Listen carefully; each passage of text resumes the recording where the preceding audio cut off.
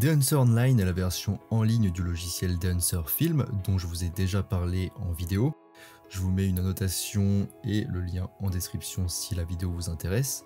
Pour vous la faire courte, Dancer est une extension qui se greffe sur des logiciels de post-traitement comme Photoshop, Lightroom, Capture One ou encore Affinity Photo et qui permet d'ajouter des filtres à nos photos.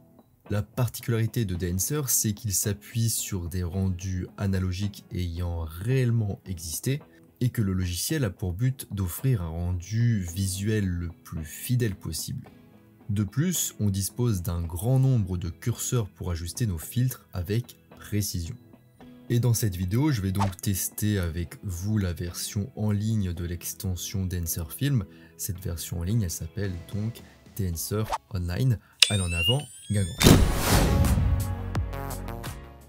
Avant de commencer cette vidéo, je vous rappelle que vous pouvez retrouver mon guide gratuit sur les bases de la photo, ainsi que ma formation gratuite sur le même sujet en description de cette vidéo. Je vous invite donc à aller récupérer ces ressources si ça vous intéresse.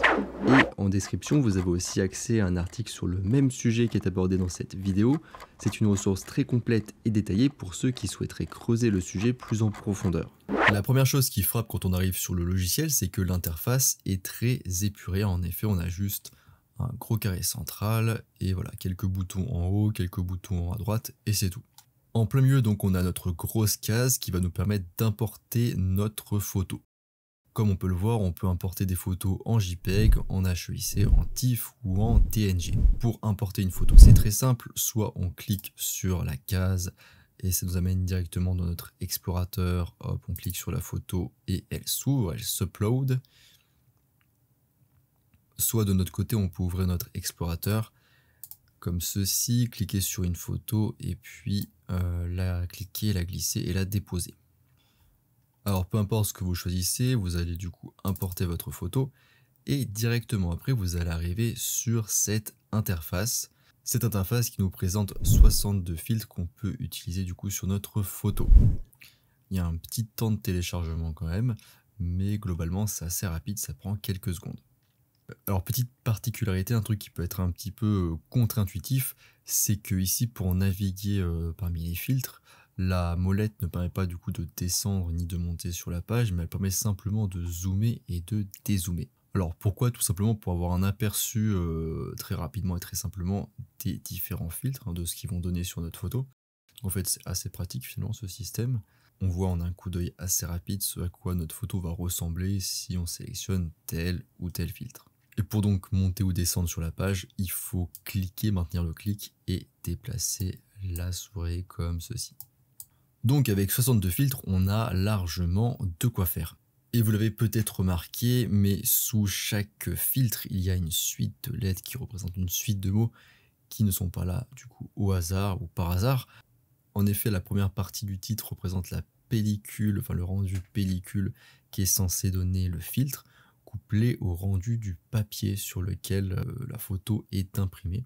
Donc ici on a un rendu Kodak Hectar 25 Exp 1996, donc la pellicule qui a ce nom-là, et qui serait du coup imprimée sur du Kodak Endura Paper, donc papier Kodak Endura. Une fois qu'on a choisi notre filtre, disons par exemple que je vais choisir celui-ci, je double-clique dessus, et il s'applique automatiquement à ma photo. Alors là aussi ça peut prendre un petit temps de chargement de quelques secondes, mais voilà, une fois que c'est chargé, ça redevient bien net. Maintenant qu'on a choisi notre filtre, vous avez peut-être remarqué qu'au-dessus, les petits pictogrammes s'étaient débloqués et on va donc pouvoir les utiliser. Donc en effet, la barre du haut est divisée en 3 grandes parties. En gros, en haut à gauche, on a le menu de type compte où on peut trouver la photo précédente qu'on a éditée, où on peut avoir accès aux différents plans du logiciel, aux conditions d'utilisation, au support, etc. Ce genre de choses. Bon, nous ici, on s'en fiche un peu. Au milieu, plus intéressant, on a tout ce qui est réglage du filtre. Et en haut à droite, on a plein d'autres petites options intéressantes, notamment l'export qu'on verra aussi, mais plein d'options qu'on va voir dans cette vidéo aussi. On va les voir une à une qui sont aussi très intéressantes. Donc d'abord, on va voir les réglages d'effets. Alors pour commencer, on a le bouton Preset. C'est tout simplement l'endroit d'où l'on vient, c'est l'endroit là où on avait tous les filtres. Comme on peut le voir, moi j'ai sélectionné celui-là, ici il est en bleu. Donc voilà, moi j'ai bien sélectionné celui-là. On va pas du coup y revenir vu que c'est là d'où on vient. Ensuite on passe à Light, donc on va cliquer sur Light et là on arrive sur une nouvelle interface qui ressemble un peu à celle des filtres. Là aussi on a un petit temps de téléchargement et on arrive sur une interface qui nous propose 36 combinaisons de luminosité et de contraste. C'est-à-dire que chaque case ici représente une combinaison bien précise de luminosité et de contraste. Ces deux paramètres qu'on pourra d'ailleurs modifier par la suite, je vais vous montrer. Donc ici pour naviguer parmi les possibilités, c'est la même mécanique qu'avant. On peut zoomer avec la molette de la souris ou dézoomer. Et pour se déplacer, il faut cliquer et déplacer la souris. Il nous suffit donc de cliquer sur la combinaison qui nous plaît. Disons par exemple celle-ci. Et là aussi, elle vient s'appliquer au bout de quelques secondes. Donc c'est un petit peu flou pour le moment, mais ça va venir s'appliquer. Ensuite, on passe au réglage suivant possible, c'est Color. Là aussi, on arrive sur le même type d'interface qu'on commence à connaître. Et ici, on a 25 combinaisons de température et de teintes possibles. Je vais par exemple sélectionner cette combinaison-ci en double-cliquant dessus. Alors là, c'est la même mécanique qu'on a vu avant. On se déplace en cliquant et en glissant, en maintenant le clic. Et on peut aussi zoomer ou dézoomer pour avoir un aperçu plus ou moins précis des possibilités. Donc je vais sélectionner ici, double-cliquer. Et ça va venir aussi s'appliquer à ma photo. Et enfin, on a une dernière interface avec Effects. Ici, c'est simplement un menu qui va venir s'ouvrir sur le côté. Donc on n'a pas cette histoire de vraiment d'interface avec des filtres, etc. Mais c'est plus un menu. Alors il faut savoir qu'en fonction du filtre qu'on a sélectionné dans Presets, on n'aura pas les mêmes curseurs qui seront disponibles et ils auront un réglage bien spécifique. C'est-à-dire qu'en gros, les filtres qu'on a appliqués, ils correspondent à une combinaison de ces effets. Sur le côté, on peut activer ou désactiver un effet en cliquant ici sur les loquets. Et donc ici, on a accès à 4 effets. L'effet grain, l'effet bloom, l'effet elation, l'effet vignette exposure. Les deux curseurs plus en dessous, en fait, ils permettent de régler aussi la vignette. Alors le grain, c'est tout simplement l'ajout de grain argentique. Parce qu'en effet, en numérique, on n'a pas d'effet de grain, enfin on a un effet de grain mais qui est dû en fait au bruit numérique, le même bruit qu'on peut retrouver par exemple sur les caméscopes numériques, mais en soi le grain argentique, il est uniquement possible en argentique. Parce qu'en effet, le grain argentique se produit pendant le développement de la photo, donc en chambre noire, et ce grain il est dû à différentes réactions chimiques qui ont lieu dans les différents bains dans lesquels on passe la photo. Donc plus je pousse le curseur sur la droite, plus du grain sera présent sur la photo. On dit que le grain est émulé, donc il est simulé. Ici, on peut voir un petit peu le grain. Et plus je vais pousser le curseur sur la gauche, moins le grain sera présent. Même là, il sera à 0, donc il ne sera plus du tout présent. Alors, on peut se demander pourquoi on veut ajouter du grain à une photo, pourquoi on veut ajouter un effet granuleux. Alors, il y a plusieurs raisons. Une des raisons, c'est par exemple le fait que certains photographes sont un petit peu nostalgiques du côté grain argentique. D'autres personnes trouvent que la photo numérique est trop lisse dans son rendu et trop parfaite. Et elles aiment bien un petit peu abîmer en quelque sorte la photo. En quelque sorte aussi lui rajouter de la texture. En effet, si le grain est ajouté légèrement, ça ajoute un peu de texture à la photo. Ça peut aussi permettre de donner un look, comme on dit, vintage, donc un peu ancien à une photo. Là, avec les filtres, avec ce logiciel, on est en plein dans le côté vintage. Ça donne un cachet, un peu un aspect un peu différent. Ensuite, on a l'effet suivant qui est l'effet bloom qu'on va du coup activer en cliquant dessus. Pareil, même mécanique, plus on pousse le curseur sur la droite, plus l'effet bloom va s'appliquer. Alors, juste après, je vous montrerai avec un autre exemple de photo parce qu'ici, c'est pas très visible. Mais en gros, l'effet bloom, il ajoute un effet un peu plus clair, plus décontrasté aux parties les plus claires de la photo. Un peu flou aussi, il rajoute du flou, essentiellement du flou, moins de contraste. Et en fait, c'est un effet, ce qu'on appelle un effet un peu glossy. C'est un effet qu'on peut retrouver dans les vieilles séries télévision du style Amour, gloire et beauté. Je sais pas si vous avez ça en tête, mais ça brille un petit peu par endroits, c'est un peu flou, brillant, et on dirait du coup on est un peu dans un rêve. En anglais, ils disent un peu dreamy, donc c'est un peu rêve, c'est un peu flou. Ça donne un côté aussi parfois fantastique. Alors ici, il se voit assez peu, mais on l'a un petit peu ici sur les branches par exemple. Si je désélectionne, si je resélectionne, on l'a un petit peu par ici. Je sais pas si vous le verrez sur la vidéo. Et ici, c'est pareil, si je me pousse le curseur sur la gauche, eh bien l'effet ne sera plus appliqué. Et si je le pousse sur la droite, il sera appliqué au maximum. J'y reviendrai dans les points négatifs, mais c'est vrai que globalement, sur la plupart des photos, l'effet reste quand même très subtil. Je vous montrerai un petit peu après un autre exemple. Alors dans cet exemple, on va voir un petit peu mieux l'effet bloom. Regardez bien, il va plutôt plutôt s'opérer sur cette zone ici. Donc là ici l'effet bloom opère et si je le désélectionne, voilà, on a moins d'effets lumineux, blancs sur cette partie. Là ici on l'a plus, on l'a plus, j'espère que vous verrez la vidéo, on l'a plus, jour, nuit, vous connaissez. Je vais zoomer un petit peu pour montrer, c'est un petit peu pixelisé, mais ici on désactive, on active, on désactive, on active, c'est très subtil. Ensuite on a l'effet Elation, donc ici même mécanique, plus on pousse le curseur sur la droite, plus l'effet s'applique, et plus on pousse le curseur sur la gauche, moins l'effet est appliqué, là il est complètement à zéro.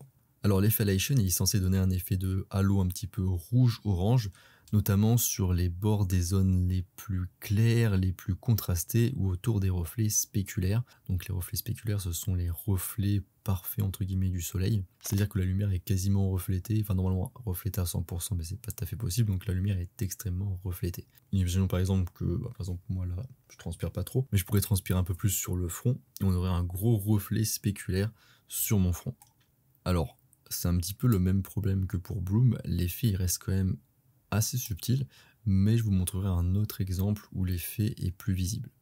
Ici, il est un petit peu visible par exemple sur les feuilles ici qui deviennent un peu plus orangées. Là, j'active, je désactive, j'active. Alors l'effet il est un petit peu global, mais on le voit notamment sur les feuilles. Dans cet exemple, pour l'effet Elation, il sera beaucoup plus visible globalement sur l'arrière-plan ici. Donc là, il est activé, je le désactive, je le réactive, je le désactive. Donc on voit que globalement la photo prend une teinte légèrement orangée, qui est notamment plus visible dans la zone derrière avec les feuillages. Je désactive, je réactive, je désactive, je réactive, jour, nuit, toujours. Je vais zoomer un petit peu, hop là, comme ceci, on a un bel effet d'halo ici, sur cette partie. Et comme vous voyez, à l'échelle de la photo, ça reste quand même assez subtil. Mais on a cet effet ici d'halo qui se produit ici et ici. Je l'enlève, je le mets, je l'enlève, je le mets. Ici aussi, on a un petit peu l'effet d'halo qui est un peu plus prononcé sur ces parties ici. Ensuite, on passe à vignette exposure. Donc, c'est tout simplement l'effet de vignettage. Donc, c'est un effet qui est assez connu. On peut le trouver dans plein de logiciels de post-traitement. Ici, il est désactivé et je vais l'activer.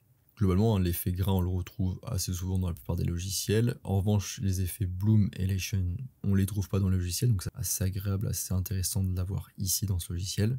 Alors, revenons du coup à vignette exposure. Plus je pousse le curseur sur la droite, plus le vignettage sera clair. Il sera clair, blanc, autour de la photo.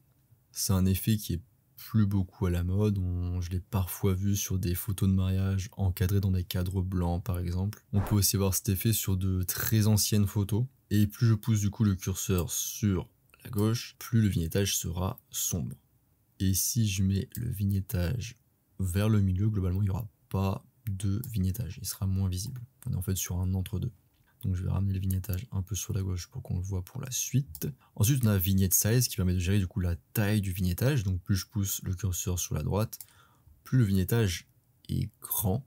Alors il est plus grand mais du coup il est moins visible parce qu'en effet on le voit plus que sur les coins globalement de la photo, il est beaucoup moins présent en fait dans la photo. Et plus je réduis la taille du halo, plus le vignettage est petit et donc l'effet est beaucoup plus visible. En effet ici on voit juste un petit point clair au milieu et tout le tour est sombre. Pour un effet un peu réaliste, ou disons habituel, on va plutôt le mettre par ici. Même encore plus haut. J'en aurai besoin un petit peu après, vous allez voir. Et donc le dernier curseur, c'est le curseur vignette feather. Donc ça, c'est un réglage assez intéressant qu'on trouve pas souvent dans les logiciels. Il va permettre d'ajuster la progressivité du vignettage. Donc plus je vais pousser le curseur sur la droite, plus le vignettage sera progressif, comme on le voit ici. C'est un petit peu estompé. Et plus je pousse le curseur sur la gauche, plus le vignettage sera bien net. Donc c'est-à-dire que ça formera un trait. Voilà, ça forme quasiment un trait. C'est beaucoup moins progressif. Tout en dessous, on a un bouton Reset, donc pour remettre les réglages à 0. Ils ne sont pas vraiment remis à 0, en fait ils sont remis à 0 par rapport au filtre qu'on a sélectionné. Donc en fait on revient sur l'effet du filtre par défaut qu'on a sélectionné, donc le Kodak, Hectare, etc. On est revenu sur le filtre par défaut. Donc ce bouton il est pratique si jamais on a fait un petit peu trop le foufou avec les curseurs et qu'on ne sait plus trop où on est, on appuie sur Reset et on revient sur le rendu d'origine du filtre. Et donc comme je vous le disais, je le répète, mais chaque réglage est activable ou désactivable avec le petit loquet ici. Et d'ailleurs on peut aussi déplacer la fenêtre. Voilà, j'étais pas au courant mais je viens de découvrir. Et une fois qu'on a fini avec nos effets, bien sûr, on peut appuyer sur la petite croix ici. Pour finir, on va voir toutes les petites options supplémentaires qui sont présentes ici en haut à droite. Pour commencer, on va cliquer sur Crop, donc en français recadrage. On arrive sur une interface particulière qui va nous permettre de gérer un petit peu le cadre de notre photo. Pour commencer, on a le petit bouton ici qui nous permet d'annuler en fait tout ce qu'on aurait pu faire dans cette interface. Par exemple, si je tourne la photo, eh bien j'appuie sur le bouton et l'orientation revient comme à l'origine. En fait, tout revient comme à l'origine. Ensuite, on a ce petit bouton là qui ressemble à une montagne coiffée d'une double flèche. Alors ça permet tout simplement d'inverser la photo sur son axe vertical central, hop, comme ceci. Ça peut être utile dans certains cas où on préfère une composition inversée par rapport à la composition d'origine. Parfois aussi sur certains visages, ça peut être utile par exemple d'inverser si on trouve qu'un visage est plus esthétique dans un sens que dans un autre. Ensuite, on a cet autre bouton qui nous permet de faire une inversion sur l'axe horizontal de la photo. Là, ça peut être utile sur les photos de reflets par exemple. Si on veut verser par exemple un reflet d'eau et de ciel pour perturber un petit peu le spectateur. Ensuite, on a ce bouton qui permet de faire une rotation de 90 degrés de la photo à droite à chaque clic. Donc un clic 90 degrés, un autre clic plus 90, donc 180 degrés, etc., etc. Le bouton suivant, il nous permet de changer le ratio d'aspect de la photo. Le ratio d'aspect, en gros, c'est à quoi ressemble la forme de la photo, ses proportions. Là, déjà, on a Freeform qui nous permet de recadrer la photo comme on le souhaite. Dans notre cas, c'est pas ce qu'on veut. Mais aussi Original qui nous permet en fait de recadrer la photo en conservant les proportions d'origine. Alors on a aussi voilà, d'autres ratios qui nous sont proposés avec des petites indications. Par exemple ici, on nous indique que c'est un ratio idéal pour les posts Instagram plutôt horizontaux. Ici pour les posts Instagram plutôt verticaux. Ici par exemple on a les stories, on a les écrans larges, on a le carré ici. Hop, le fameux carré. Et ici, par exemple, moi, j'aime bien le cinéma, je vais prendre le format cinéma, voilà. Comme ceci, c'est plutôt adapté à la photo en plus. Au-dessus et en bas, on n'a pas grand-chose d'intéressant. On gagne un petit peu en efficacité.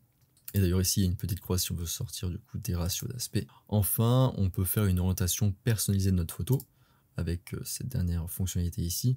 On clique dessus, je marque par exemple 15 degrés, je fais entrer et la photo se penche de 15 degrés. Bon, j'avoue qu'ici, je vois pas pourquoi je ferais ça, donc je vais remettre à 0 bien gentiment et voilà. Une fois qu'on a fini tout ça, on peut cliquer sur le bouton Apply si on veut appliquer nos modifications et si on ne veut rien appliquer, on peut cliquer sur la croix. Alors moi, dans mon cas, je vais appliquer, je suis fou.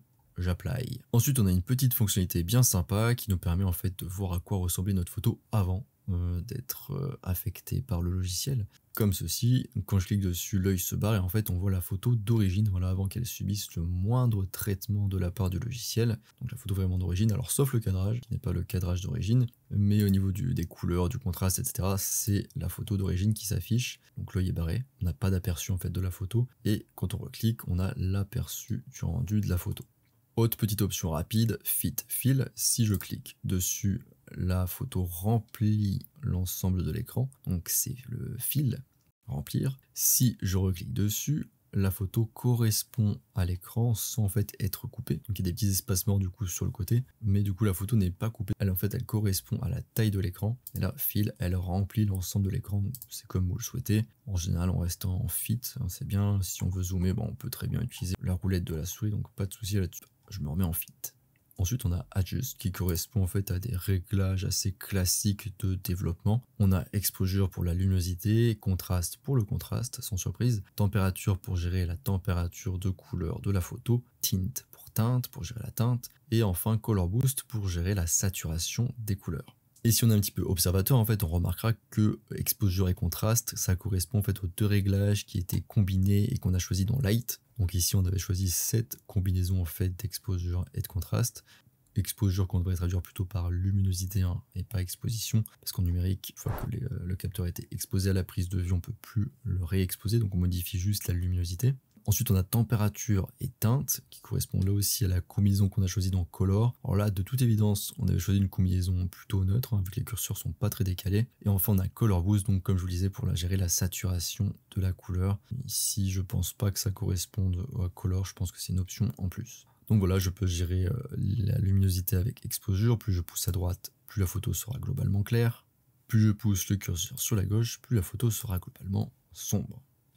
Alors on va remettre par ici. Ensuite le contraste, plus je pousse le curseur sur la droite, plus ça va rajouter du contraste. C'est-à-dire qu'il y aura plus d'écart entre les zones claires et les zones sombres de la photo.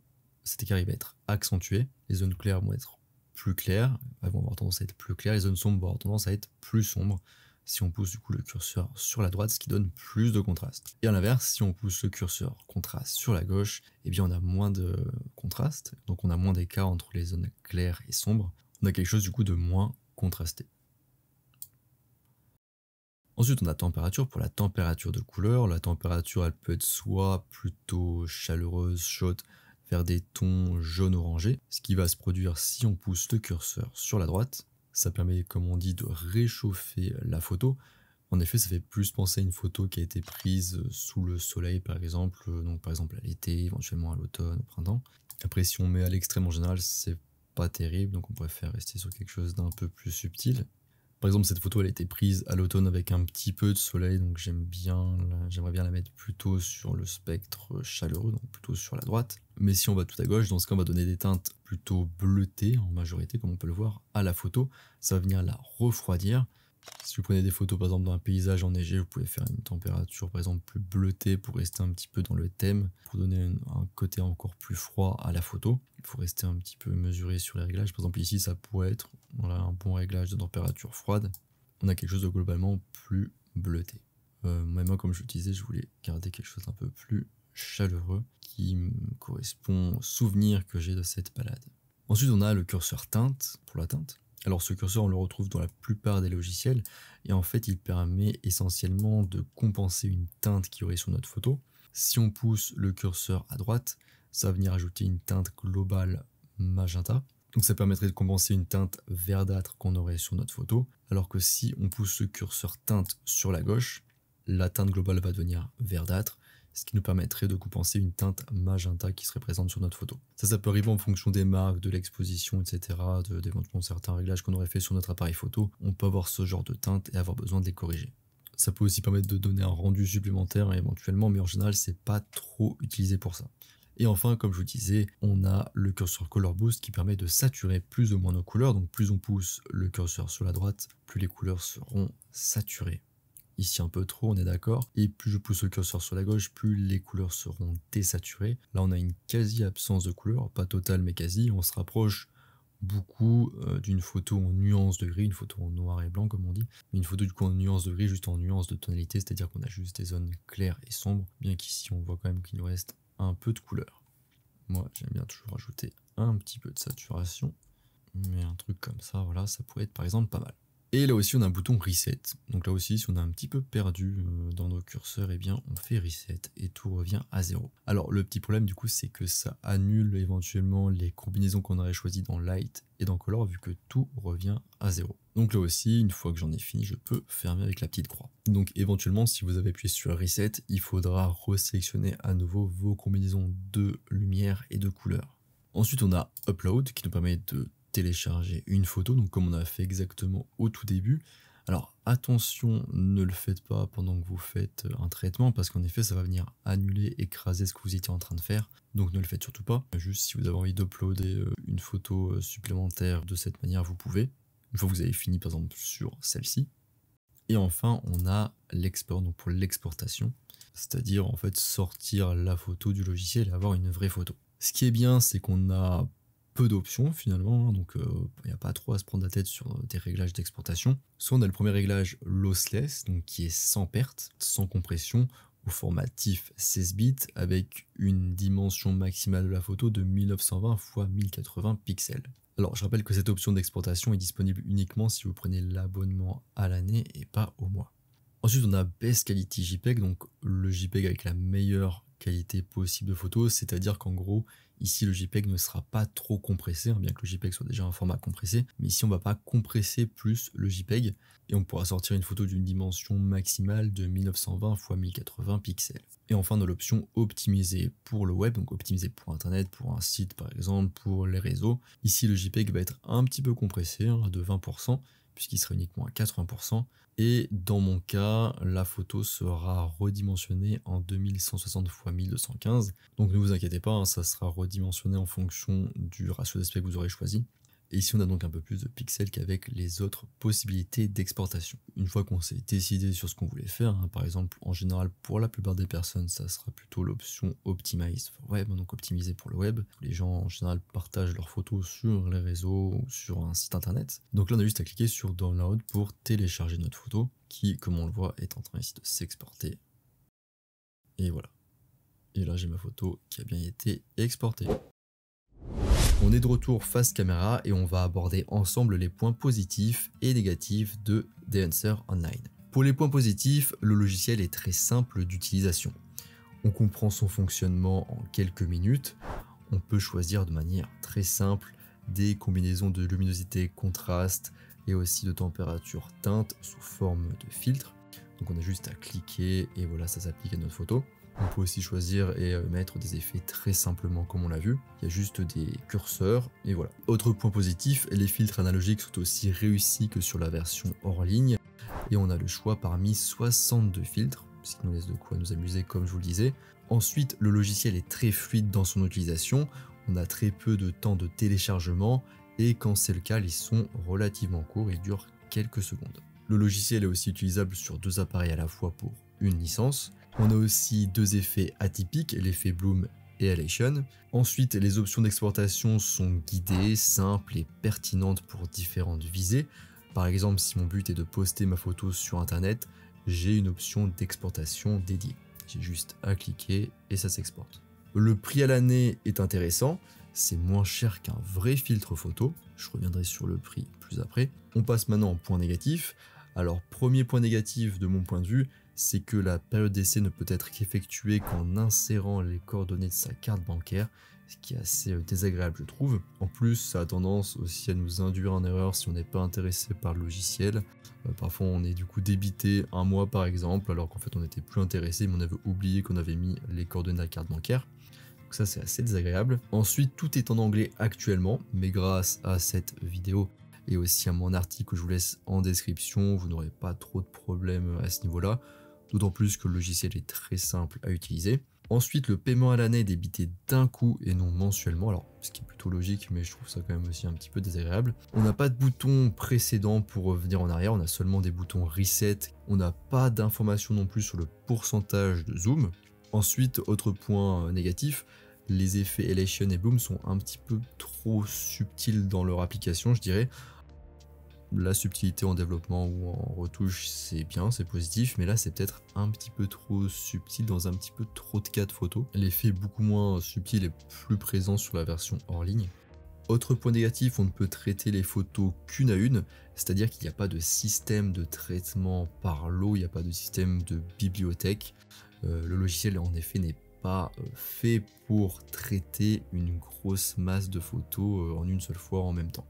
Et enfin, pour finir sur les points négatifs, le dernier point qui est négatif, enfin qui sera négatif pour certains mais pas forcément pour d'autres, c'est au niveau des possibilités d'exportation. Alors comme je vous l'avais dit dans les points positifs, le côté simple de l'exportation avec seulement 3 options, 3 boutons, il y a un côté positif parce que c'est simple, c'est facile, on clique, ça exporte. Mais pour les personnes qui ont besoin d'avoir beaucoup plus la main sur ces paramètres d'exportation, ça va leur permettre quand même très limité. Et je pense notamment à ceux qui souhaitent faire de l'impression avec par exemple des dimensions précises, peut-être un rendu précis, etc. C'est vrai que de ce côté-là, le logiciel, il est extrêmement limité. Et d'ailleurs, ce qui va aussi avec ces paramètres d'exportation limités, j'ai déjà un petit peu dit juste avant, c'est le côté aussi très limité dans les dimensions d'exportation. Alors pour la plupart des personnes qui vont sans doute juste publier leurs photos sur les réseaux sociaux ou sur leur site internet, les dimensions sont en général suffisantes, voire sont supérieures à ce dont on a besoin. Mais voilà, pour les personnes qui sortent un petit peu de ce côté web, internet, eh bien ça peut paraître très vite limité. Mais donc en pratique, à moins de vouloir faire de l'impression absolument, ça sera en général suffisant. Si vous êtes intéressé par le logiciel, je vous laisse cliquer sur le lien que je vous laisse en description. Vous allez atterrir sur l'interface qu'on a vue en début de vidéo. Et donc pour commencer à tester le logiciel, pas besoin alors là dans ce cas-là de mettre de carte bancaire ou quoi que ce soit. Vous avez juste à glisser une photo que vous voulez post-traiter ou à cliquer sur la grosse case au milieu et à choisir une photo dans l'explorateur comme on l'a vu en début de vidéo. Donc au moment où vous testez le logiciel avec ce lien, il n'y a pas de carte bancaire à mettre ou quoi que ce soit. Et dès lors, on peut tester l'ensemble du logiciel à une exception près, l'exportation. En effet, il est impossible d'exporter une photo. Si on clique sur export, on tombe sur cette page qui nous invite à passer en période d'essai. Alors là, cette fois-ci avec l'insertion des coordonnées de la carte bancaire. Et comme le logiciel est uniquement en anglais, je vais vous traduire les plans brièvement. Il y a une description plus détaillée sur mon article si vous le souhaitez. Vous avez grosso modo le choix entre deux formules. Je dis deux car en fait la troisième c'est la même que celle du milieu avec un t-shirt en plus, donc on s'en fout un petit peu. Pour la première formule à gauche, vous devez payer chaque mois 4,99 $. Pour la deuxième formule du milieu, vous payez une fois 49,99 $ d'un coup pour un an. L'avantage c'est que ça revient à payer 30% de moins par mois par rapport au plan à gauche. Dans les deux cas, vous avez accès aux mêmes fonctionnalités, les filtres, les mises à jour, etc.